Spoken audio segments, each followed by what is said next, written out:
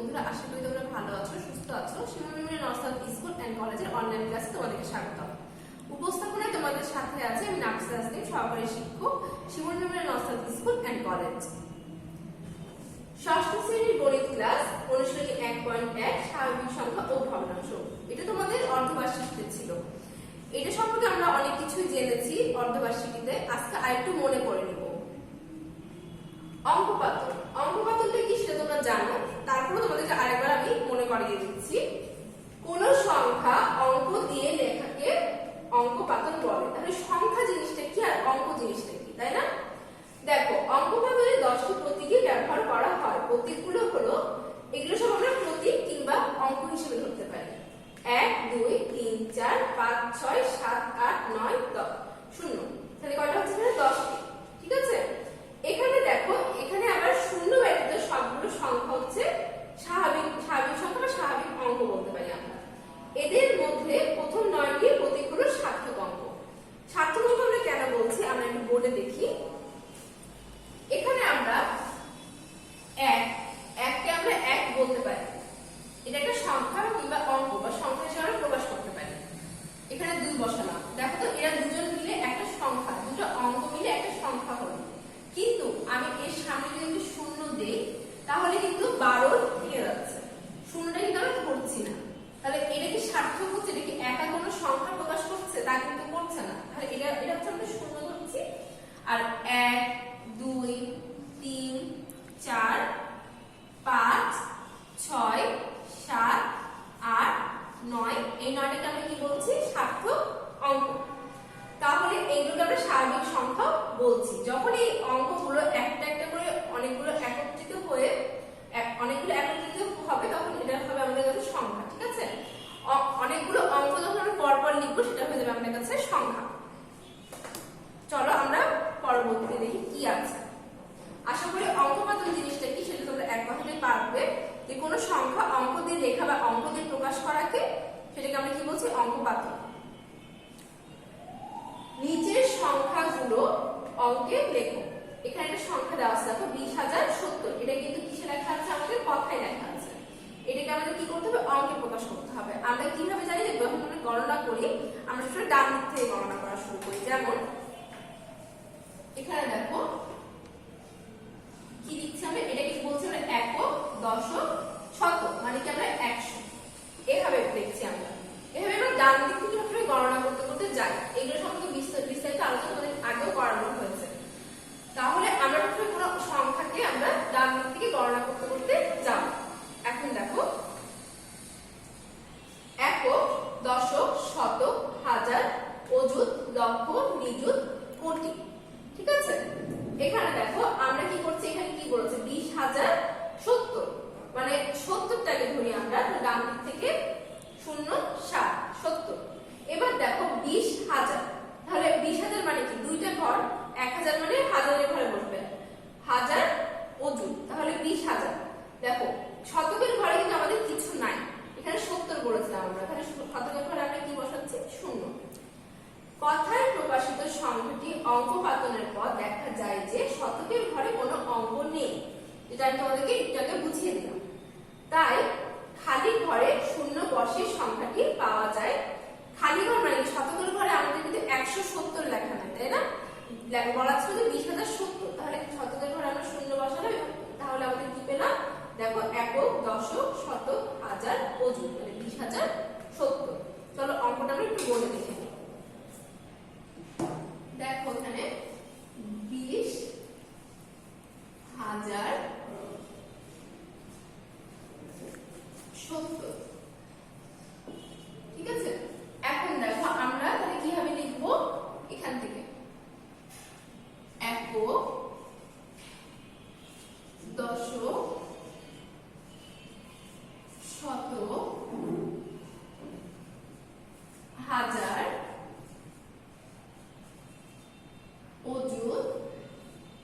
আমাদের যেহেতু এখন 20,000 বলেছে, এটাকে আমি অযুত পদ্ধতিতেই লিখলাম, কিন্তু তোমরা সম্পূর্ণটাই লিখবে। দেখো এখানে একের ঘরে কি বসছে? 0, আর দশকের ঘরে 7, শতকের ঘরে কিন্তু কিছু বলা নেই, তাই জন্য 0 আর 20,000 0 2। দেখো একক, দশক, শতক, হাজার,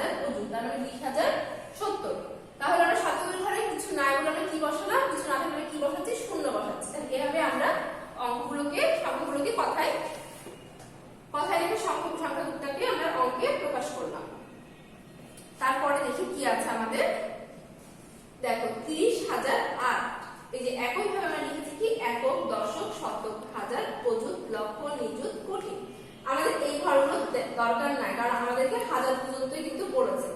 দেখো কথায় প্রকাশিত সংখ্যাটি অঙ্ক পাতানোর পর দেখা যায় যে শতক ও দশকের ঘরে কোনো সংখ্যা নেই। দেখো এখানে কিন্তু 8 বলেছে, এর আগে যেরকম 70 ছিল, কিন্তু এখানে কিন্তু তা বলেনি, এখানে 2 ঘর না 1 ঘর বলেছে। দেখো 8 আমি একের ঘরে বসালাম, শতক আর দশক আর শতকের ঘরে কিন্তু কিছু বলেনি, তার মানে আমরা শূন্য বসালাম। 30,000 মানে 2 ঘর, হাজার অযুত, তাহলে একক দশক শতক হাজার অযুত, তাহলে 30,008। তাই এখানে দেখো ওটাই বলছে শতক ও দশকের ঘরে কোনো অঙ্ক নেই, তাই খালি ঘরে শূন্য বসে সংখ্যাটি পাওয়া যায়। একইভাবে দেখো একক দশক শতক হাজার অযুত, আমরা এখানে হাজার, দেখো হাজার অযুত, এরপরে কিন্তু কমা ব্যবহার করছি, তোমরা এখানে কিন্তু কমা ব্যবহার করবে। তাহলে এখানে কত হচ্ছে 30,008, এই সংখ্যাটাকে আমরা কিসে লিখলাম, অঙ্কে লিখলাম। তারপরে দেখি আমরা স্লাইডে, নিচের সংখ্যাগুলো অঙ্কে লেখো। দেখো এখানে সংখ্যা দেওয়া আছে একটা, 50,301,538,000। এখানে দেখো আমরা কি জানি, 50 বিলিয়ন, 50 বিলিয়ন মানে কত, 100 কোটি, 1 মিলিয়ন মানে কত, 10 লক্ষ। এটা কিন্তু আমাদের মনে রাখার জিনিস, আমি তোমাদেরকে একটু বোর্ডে লিখে দিই, তোমরা এটা একটু মেমোরাইজ করে নেবে। বোর্ডে দেখো একটু,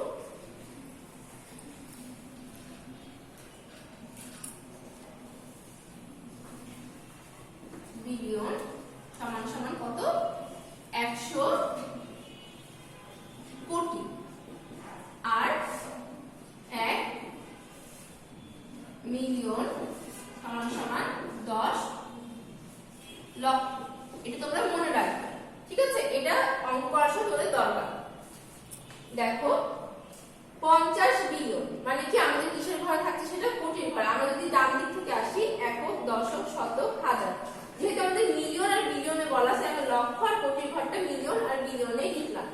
তাহলে দেখো 301 মিলিয়ন, তাহলে কত, আমরা জানি যে 10 লক্ষ, তাহলে লক্ষ ঘরে কত হচ্ছে 301, আর বিলিয়নের ঘরে কত হচ্ছে 50, আমরা বসিয়ে দিচ্ছি। আর দেখো একক দশক শতকের ঘরে কিন্তু আমাদের কোনো সংখ্যা বলেনি, এই জন্য আমরা কি করছি, শূন্য বসাচ্ছি। আর হাজারের ঘরে কত বসাচ্ছি, কত হাজার আছে, 538,000, তাহলে আমরা 538টা এখানে বসিয়ে দিলাম।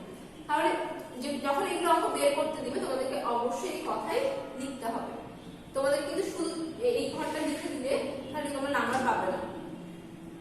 কথায় প্রকাশিত সংখ্যাটি অঙ্ক পাতনের পর দেখা যায় যে শতক দশক ও একের ঘরে কোনো অঙ্ক নেই, যেটা আমি তোমাদেরকে আগেও বুঝালাম যে যখন কোনো ঘরে অঙ্ক থাকবে তখন আমরা কি বসাবো, শূন্য বসাবো। তাহলে তাই খালি ঘরে শূন্য বসে সংখ্যাটি পাওয়া যায়। এখানে দেখো একক দশক শতক 3 ঘর পর আমরা কি করছি, কমা দিচ্ছি। আবার দেখো এখানে আমরা হাজারের ঘর শেষ হলো, তারপরে কিসের ঘর শুরু হলো, মিলিয়নের ঘর, সেখানেও কিন্তু আমরা কমা দিলাম। তারপরে কি শুরু হলো, বিলিয়নের ঘর, সেখানে আমরা কি করলাম, কমা দিলাম। তাহলে এই কমাগুলো তোমরা একটু খেয়াল রেখে দিবে যে কতদূর পর পর আমরা কমা দিচ্ছি, বা আমরা একটা স্টেপ শেষ হবে, যেরকম শতক, হাজার, মিলিয়ন, বিলিয়ন, এই জিনিসগুলোর পর, কিংবা শতক, হাজার, লক্ষ, কোটি, এগুলো পুরা হচ্ছে তখন আমরা একটু কি করছি, কমা দিচ্ছি। এটা তোমরা খেয়াল রাখবে। চলো আমরা একটু বোর্ডে অঙ্কটা সমাধান করি।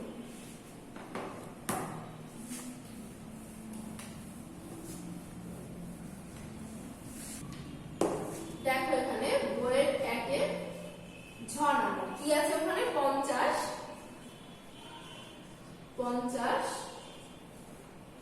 Billion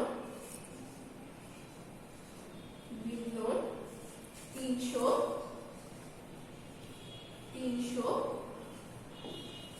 1 million 538,000।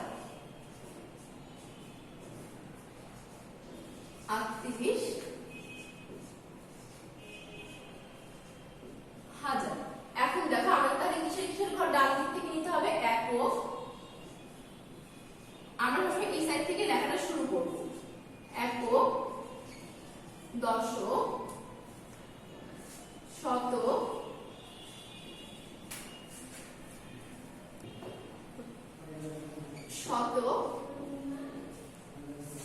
হাজার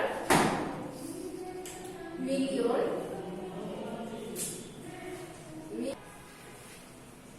মিলিয়ন, বিলিয়ন। দেখো তাহলে আমরা কি পেলাম?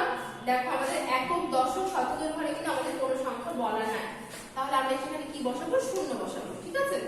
আর হাজারের ঘরে কত বলা আছে? 538,000। আর মিলিয়নের ঘরে আমি মিলিয়ন আর বিলিয়নের সূত্র তোমাদেরকে আগে বলে দিলাম, এটা তোমরা মনে রাখবে, ঠিক আছে। এখন দেখো কত দেওয়া আছে এখানে? 301 মিলিয়ন আর 50 বিলিয়ন। তাহলে আমরা যখন উত্তরটা লিখবো তখন আমরা কি লিখবো? আমরা অবশ্যই কথায় লিখবো যে একক, দশক ও শতকের ঘরে কোনো সংখ্যা নেই, তার মানে আমরা শূন্য বসালাম। এবার দেখো যে যখন আমরা উত্তর লিখবো যে অতএব নিম্নেয় সংখ্যাটি নিম্ন সংখ্যাটি কত হচ্ছে?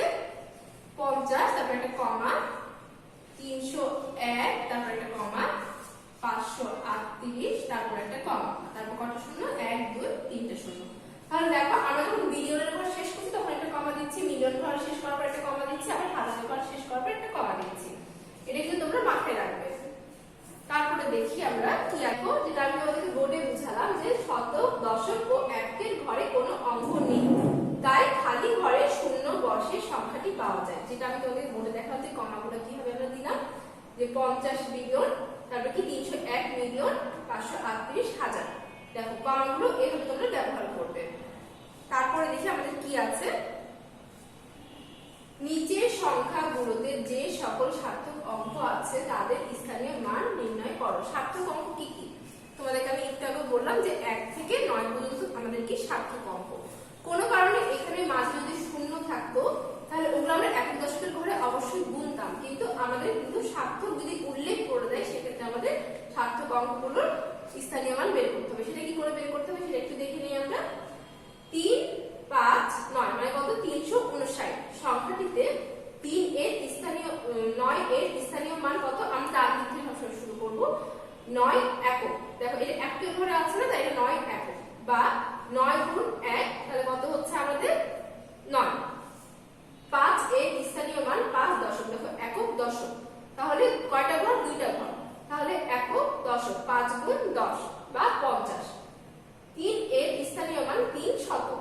দেখো 3 গুণ 100, একক, দশক, শতক, একক, দশক, শতক, তাহলে কত হচ্ছে? 300। 3 কে 100 দিয়ে গুণ করলে কত হয়? 300। তাহলে আমাদের উত্তর কত আসলো? 9, 50 ও 300। চলো আমরা এটা বলে দেখি।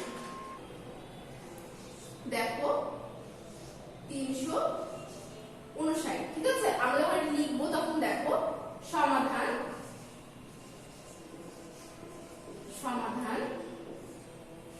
359। এখন দেখো 9 এর স্থানীয় মান কত হচ্ছে আমাদের? একের ঘরে আছে। আমি একটু এখানে লিখে তোমাদেরকে দেখাই। একক, দশক, দেখো শতক, তাহলে কত হচ্ছে আমাদের? একের ঘরে আমাদের কত আছে? 9, দশকের ঘরে আছে 5, শতকের ঘরে আছে 3, ঠিক আছে। তাহলে দেখো 9 এর স্থানীয় মান 9 একক, বা 9 গুণ 1, বা কত হচ্ছে আমাদের? 9। সেটাকে আমরা যদি কথায় লিখি তাহলে আমরা লিখবো হচ্ছে এভাবে 9, ঠিক আছে। এখন দেখো দশকের ঘরে কি আছে, তাহলে 5 এর প্রত্যেকটাই কিন্তু আমাদের সার্থক অঙ্ক, ঠিক আছে। সবগুলো আমরা দেখতে পাচ্ছি, সবগুলো আমাদের সার্থক অঙ্ক। সার্থক অঙ্ক কি সেটা আমি তোমাদেরকে আগেও বুঝিয়ে দিয়েছি। 5 এর স্থানীয় মান 5 দশক, বা 5 গুণ একক, দশক, বা 50। এটাকে আমরা কথাতেও লিখতে পারি 50, ঠিক আছে। এখন দেখো 3 কত ঘর আছে? শতকের ঘরে। 3 এর স্থানীয় মান 3 শতক, বা 3 গুণ 100, বা দেখো 3 1 2 300 হচ্ছে। 3 কে 100 যদি আমি গুণ করি তাহলে কত হচ্ছে? 300, বা 300,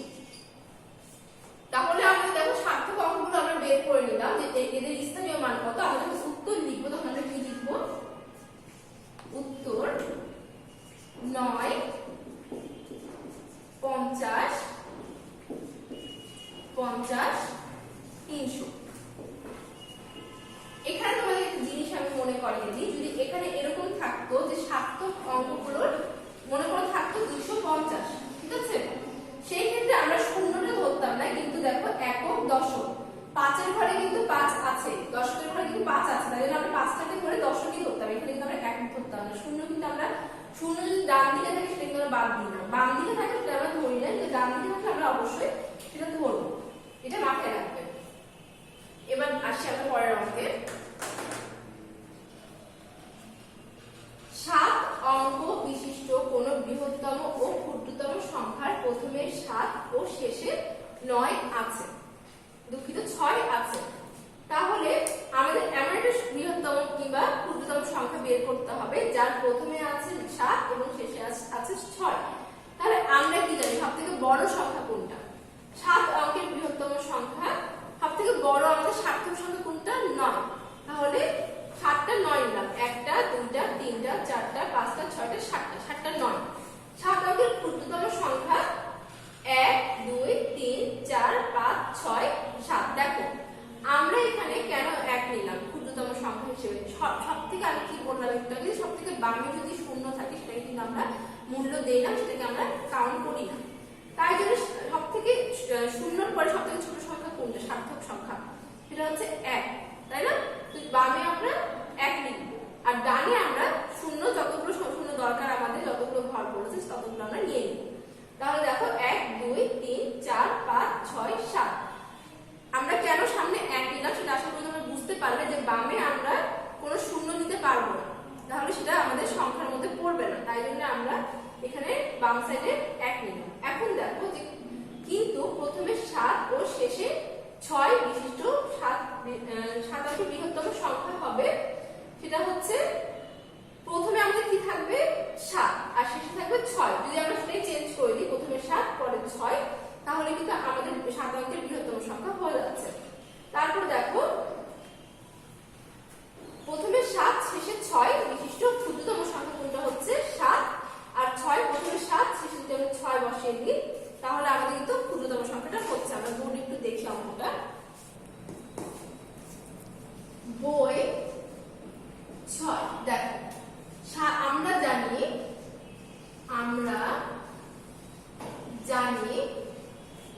7 অঙ্কের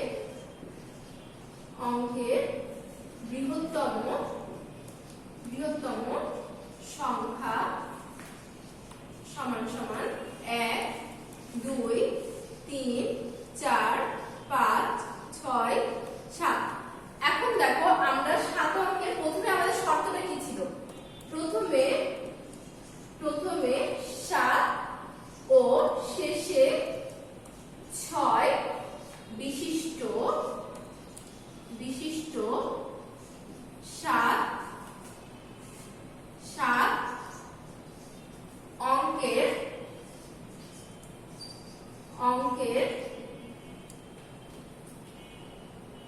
বৃহত্তম সংখ্যা সমান সমান 7 9 9 9 9 9। কয়টা 9? 1 2 3 4 5, আর লাস্টে কি বলছে আমাদের 6 হবে। তাহলে আমরা কমাগুলো কোথায় বসাবো? আমি এর আগে তোমাদেরকে দেখিয়ে দিয়েছি যে কমাগুলো আমরা কোথায় বসাবো। দেখো এখন প্রথমে আমরা 7 দিলাম, পরে আমরা দিলাম 6, কারণ আমাদের বলছে প্রথমে 7 দিয়ে শুরু হবে, তারপরে কি হবে 6, এবং মাঝখানে আমরা কোনো ছোট সংখ্যা দিতে পারবো না, কারণ এটাই হবে আমাদের সবথেকে বৃহত্তম সংখ্যা, কারণ 9 থেকে বড় সংখ্যা কিন্তু আমাদের কাছে আর নেই, বা 9 থেকে বড় অঙ্ক আমাদের হাতে আর নেই। দেখো এখন দেখো 7 অঙ্কের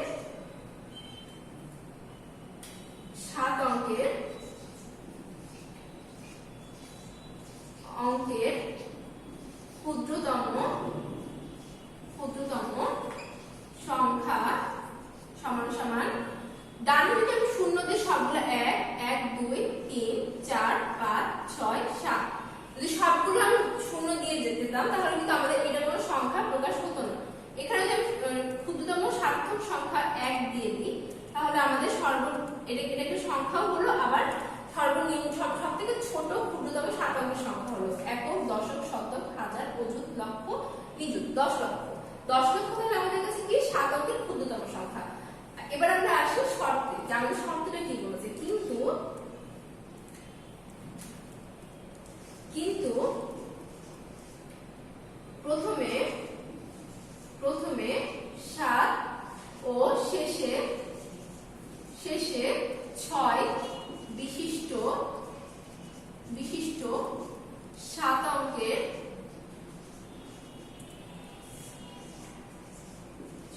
অঙ্কের ক্ষুদ্রতম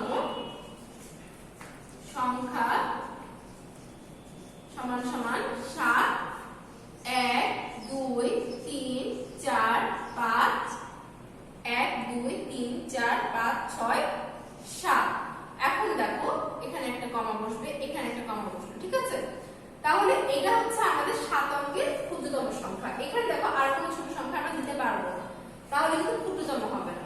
এবার দেখো তাহলে আমাদের উত্তর কি আসলো, উত্তর 7, 1, 2, 3, 4, 5। তাহলে এখানে 7 এখানে 6 বসে আমরা কত অঙ্কে পেলাম, 7 অঙ্কে। এবার দেখো 7,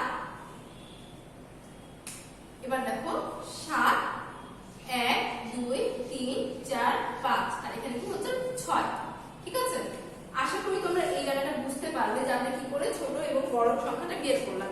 এরকম করে প্রথমে আমাদের বলা থাকতো যে প্রথমে 3 শেষে 4 থাকবে, তাহলে তোমরা আশা করি এটাও পারবে যে প্রথমে এখানে 3 আর 4 বসিয়ে দিবে। এরপর তোমাদের অ্যাসাইনমেন্ট কিন্তু পরের সপ্তাহে চলে আসবে, তাই না? তোমাদের এই জন্য এই অঙ্কগুলো খুব ভালো মতো করতে হবে। তোমরা অ্যাসাইনমেন্টটা পেয়ে যাবে সামনের সপ্তাহে হাতে। তো তোমরা অ্যাসাইনমেন্টগুলো খুব মনোযোগ দিয়ে করবে এবং ভালো মতো করবে, এরপর তোমাদের মূল্যায়ন হবে। তাহলে নেক্সট ডে আমাদের কি আছে সেটা দেখে নিই। নেক্সট ডে ক্লাস 1.2 স্বাভাবিক সংখ্যা ও ভগ্নাংশ অধ্যায়গুলো তোমরা বাসায় খুব ভালো মতো চর্চা করবে। সামনের ক্লাস দেখার জন্য আমন্ত্রণ জানিয়ে আজকে এখানে শেষ করছি। ধন্যবাদ।